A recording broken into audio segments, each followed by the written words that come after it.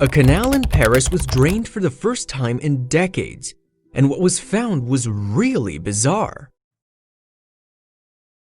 Welcome to Viral Stories, secrets, facts, and strange stories from around the world. If you find yourself amazed at what some of our fellow humans and animals can do, this is the place for you.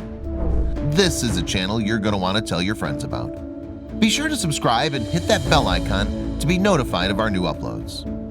Now sit back, relax, and enjoy Viral Stories.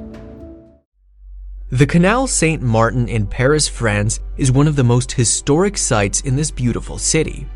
But Parisian authorities had no idea that there were hidden secrets buried under the water's surface. And when they drained the canal after 15 years, they unraveled some unbelievable secrets from the past. Every 15 years or so, the city of Paris, France, drains the approximately 5-kilometer-long Canal Saint-Martin. But they hadn't done this since 2001, and it soon became clear that it was time to do it again for the sake of the local businesses in the area.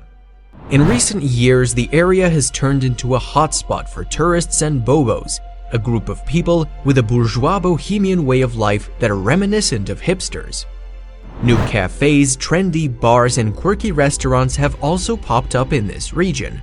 But attracting tourists wasn't what Napoleon originally intended for the canal. In 1825, the canal, which was commissioned by the future French Emperor Napoleon Bonaparte, was finally completed, and it had a purpose. In those days, Paris's population was growing exponentially, which increased the spread of diseases like cholera and dysentery. So, the canal became the city's saving grace, and there are plenty of reasons for it. Bonaparte hoped that the fresh water would diminish the spread of various diseases by keeping the streets clean. He funded the canal's construction by imposing a tax on wine on the population, and soon the great work began. The network of canals included the Canal Saint-Denis, the Bassin de la Villette, the Canal de l'Ourcq, and last but certainly not least, the Canal Saint-Martin. Eventually, the networks led to the construction of something that changed the Parisian economy. The construction of Canal Saint-Martin led to the construction of 2 ports that allowed boats to enter the city to provide locals with building supplies and food. This gave Paris a leg up in the trading industry and helped push their economy forward. But the canal was almost destroyed a couple of decades back.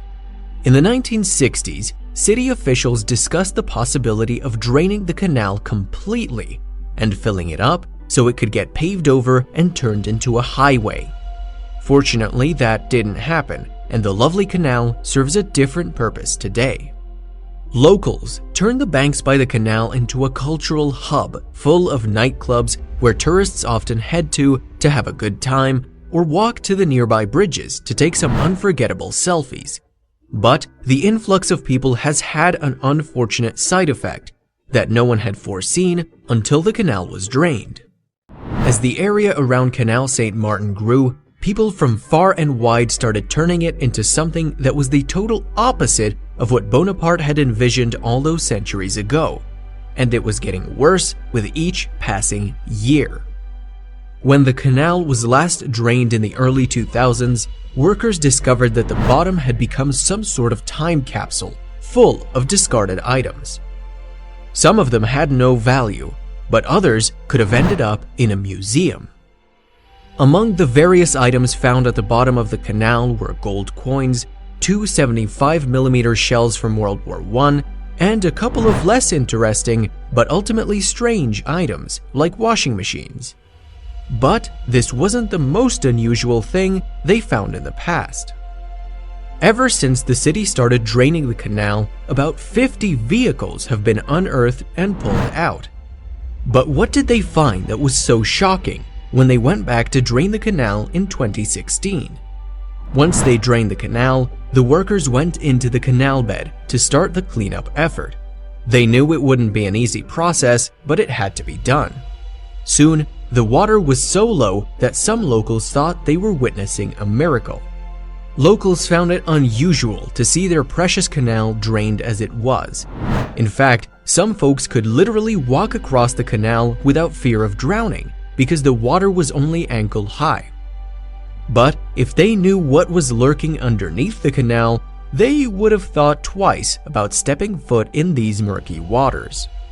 People had been throwing mopeds and bikes into the canal all these years, which remained buried under the water until the workers uncovered them. But there was a reason why these folks took such drastic actions with their vehicles. Some of the bicycles and mopeds had been there for quite a long time, while others appeared to have been thrown in a bit more recently. But most of the items seemed to have some sort of backstory to them. The workers had found items that were pretty old and full of history. They weren't just discarded junk. They represented the city's diverse history and also one of its latest developments.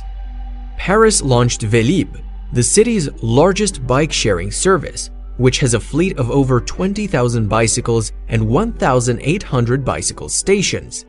The canal seemed to be plagued by Velib bicycles, but that wasn't the only thing the workers unearthed. Workers found a number of chairs, supermarket carts, dustbins, fire extinguishers, and other items like umbrellas and even street signs.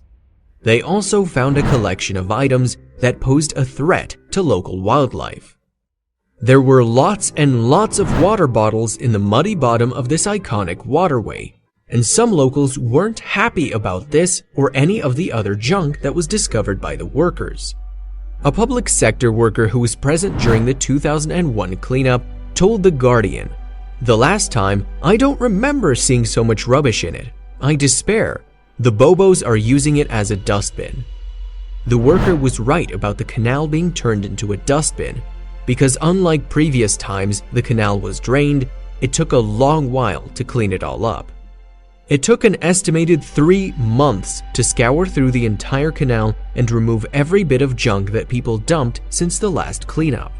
Even tractors were brought in to help with the cleanup process, so it's hard to imagine that anything could have lived in the canal during that time.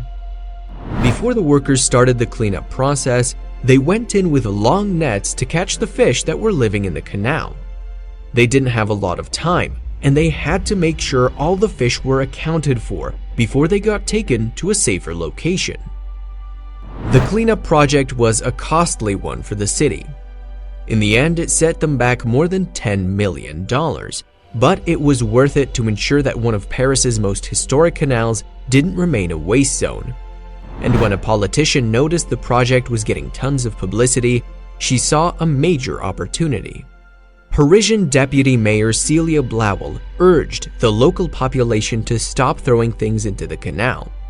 And as an incentive, she explained that by doing so, the Canal Saint-Martin would be clean enough for people to swim in sometime in the near future.